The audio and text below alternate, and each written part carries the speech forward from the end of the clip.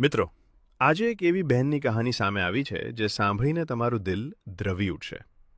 મુંબઈથી સાધનાબેન પરમારે ભારે હૈયે સામાજિક કાર્યકર મનસુખભાઈ રાઠોડને ફોન કર્યો છે. આ માત્ર એક ફોન નથી, પણ ન્યાય માટેની એક આખરી આશા છે.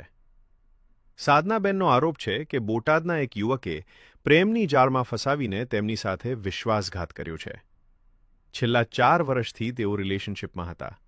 પણ આક્ષેપ એવો છે કે યુવકે સાધનાબેન પાસેથી મોટી રકમ પડાવી લીધી અને હવે જ્યારે પૈસા પાછા માંગવાની કે લગ્નની વાત આવી ત્યારે તેમને બ્લોક કરી દીધા છે. સાધનાબેન લાચાર છે, પણ મનસુખભાઈ ચૂપ બેસે તેવા નથી. હા બોલો. મનસુખભાઈ રાઠોડ બોલે છે? હાજી. હા, હું મુંબઈથી બોલું. મુંબઈથી કોણ? મુંબઈથી સાધના બોલું, સાધના પરમાર. કોણ કોણ? હેલો, સાધના પરમાર બોલું. સાધના? હા સાધના પરમાર. હા હા બોલો બોલો. હા, અરે ત્યાં છે ને ગુજરાતમાં, બોટાદમાં. હા હેલો, હા એક બોલો. છોકરો રહી છે, એને સાથે મારા લગ્ન થવાના હતા. હા અમે 4 વર્ષથી હતા રિલેશનમાં. ભેગા રહ્યો છો? હા, ભેગા રહેતા હતા કે રહ્યો છો? ના, એ કામના સિલસિલામાં બહાર હતા, બહાર ગામે. હા પણ પછી ત્યાંથી કામની છૂટી થઈ ને તો આયા મળવા આવતા હતા. પ્લસ એમના મમ્મી પપ્પાની હારે પણ મળી લીધું હતું. લગ્નની વાત થઈ ગઈ હતી. લગ્ન જ થવાના હતા અમારા બેયના. હા હા, પછી અચાનક જ હમણાં 2 મહિનાથી બ્લોક કરી નાખ્યા છે અને મેં ફેસબુક પર જોયું એને મમ્મી પપ્પા એના લગ્ન બીજી કમ કરાવી દીધા. તમારું નામ છે સાધના પરમાર? હાલો. અને હમણાં એમને પપ્પાને ફોન કરું ને કે કેમ તમે એના લગ્ન કરાવી નાખ્યા? અમારે યારે લગ્ન કરવાનું કીધું તું. અમે આયા બધાને ખબર પડી ગઈ હતી મારા પરિવારમાં, અમારા એરિયામાં બધાને. તો એમના પપ્પા પછી હવે બ્લોક કરી નાખે છે. એમના પપ્પા મમ્મી બે છોકરા બધે બ્લોક કરી નાખ્યા છે. અને મેં એને વીટી દીધી હતી સોનાની. પ્લસ એને જયારે પણ ગૂગલ પે માં જરૂરત હતી તો પૈસા પે કરતી હતી. હા કેટલાક પૈસા પે કર્યા છે? નહીં, વધારે નથી કાકા. 2 અઢી હજાર ની જરૂરત હતી ને તો હું મોકલતી હતી. પ્લસ મને પણ એકવાર જરૂરત હતી ને તો એ મને મોકલ્યા હતા. પણ એ લગ્ન જ કરવાનો હતો. બટ હું ખબર શું થયું તો એ મને અચાનક જ બ્લોક કરી નાખ્યા. મસાલા વાળું પાન ને એવું લઈ લે. હેલો, બોટાદમાં રહે છે, બોટાદ. હા, એનું નામ શું છે? એનું નામ સંજય કોરડિયા છે, સંજય મુબારક કોરડિયા. એટલે પટેલ છે? સંજય મુબારક કોરડિયા છે. એ લોકો કઈ ઇસ્માલી જાતમાં આવે છે. એમની પટેલ છે?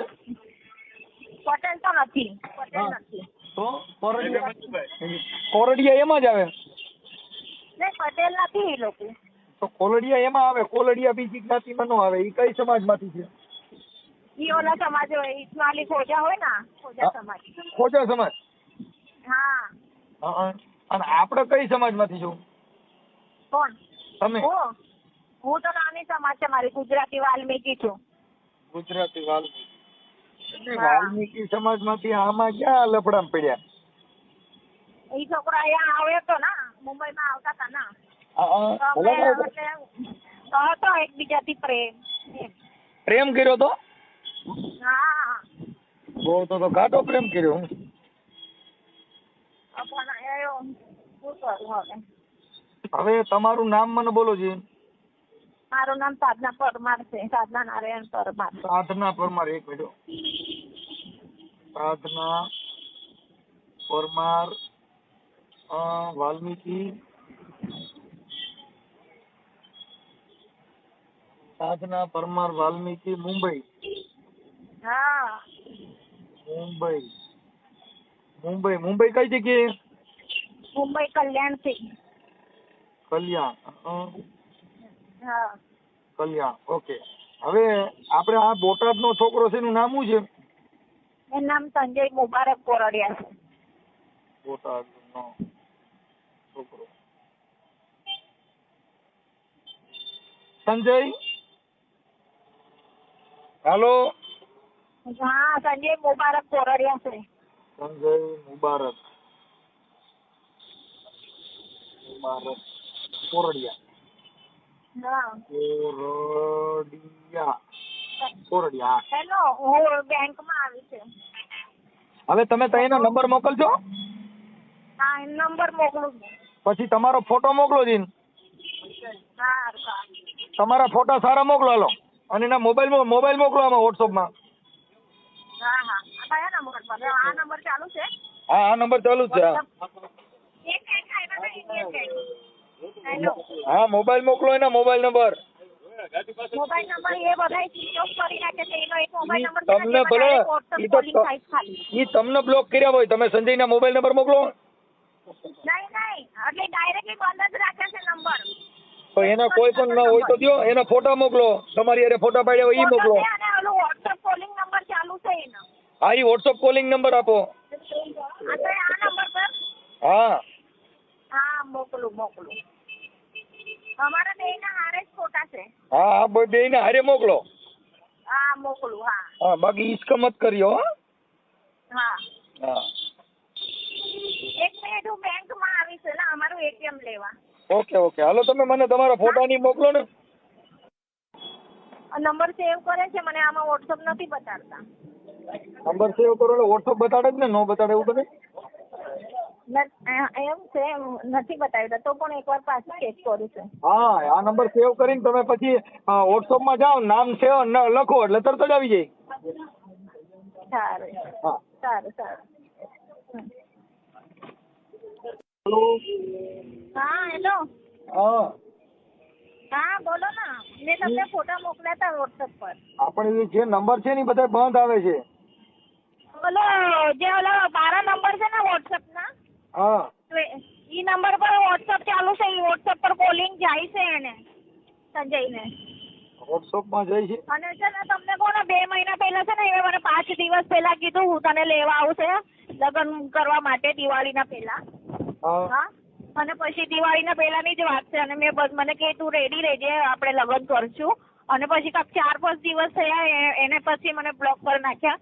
અને પછી કોલ જ નહીં કરે. અને પછી જયારે હું કોલ કરતી હતી ને, તો એના પપ્પા મને ગાળી આપે.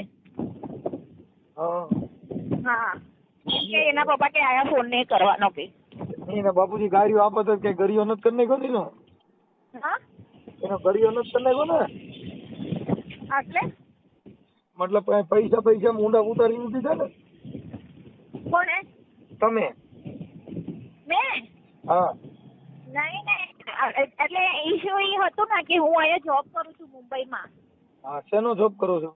અહીંયા ગવર્મેન્ટ જોબ છે મને મુંબઈમાં. દુબઈ? હેલો, નહીં, મુંબઈમાં નગરપાલિકામાં. હા હેલો. હા હા, તો હમણાં છે ને, હું સંજય સાથે જયારે અમે વાત કરતા હતા ને 2021માં, હા મારે સંજયની વાત થતી હતી ને, તો એમને મેં કીધું હતું કે હું ગુજરાત નહીં રહી, કેમ કે મારી ગવર્મેન્ટ જોબ છે ને, તો આપણે થોડાક દિન ગુજરાત ને થોડાક દિન મુંબઈ એમ એડજસ્ટ કરી લઈશું હા એમ. તો સંજય ત્યારે હા પાડતા હતા કે ઠીક છે એવું કરતું. પછી કમાવા માટે બહાર ગામે વયા ગયા, અને પછી ત્યાંથી આવીને કે લગ્ન કરશું તો એમના મમ્મી મેં ના પાડી દીધું કે હું તને થોડાક દિવસ પણ મુંબઈ જવા નહીં દઈ. તો શાયદ એ માટે જ અમારામાં થોડું ઝઘડા થતા હતા. પણ ઈને મને લાસ્ટ વાર કોલ કર્યો હતો ને, તો એ મને કીધું હતું કે હું એડજસ્ટ કરી લઈશ, કે આપણે મુંબઈ રહીશું, થોડાક દિન મુંબઈ ને થોડાક દિન ગુજરાત એમ એડજસ્ટ કરી લઈશું, પણ આપણે લગ્ન કરશું એમ હવે મને લાસ્ટ ટાઈમ કીધું હતું સંજય. ઓકે. અને મને સુખ-દુઃખમાં હંમેશા સાથ આપ્યો હતો. મને પૈસાની જરૂરત રહેતી હતી ને, મને તરત પેમેન્ટ કરતા હતા. અને હું એમ નહીં, મેં પણ એને જયારે પૈસાની જરૂરત હોય તો અમે એકબીજાને પૈસા દેતા હતા એમ. બટ આ ધોકો દીધો ઘરના કેવા પર કેમ અત્યારે નંબર કરી નાખ્યા, એનું મને નથી કાંઈ રીઝન ખબર. એ પછી આમ જ થાય, આમાં ધોકા જ થાય. હા, આવું થાય છે, ધોકા દે છે. ધોકા દે છે. પણ મારે અહીંયા એરિયામાં બધા અમારે ત્યાં આવતા હતા ને, જો મને મમ્મી નહીં, પપ્પા નહીં, કોઈ નથી આગળ પાછળ.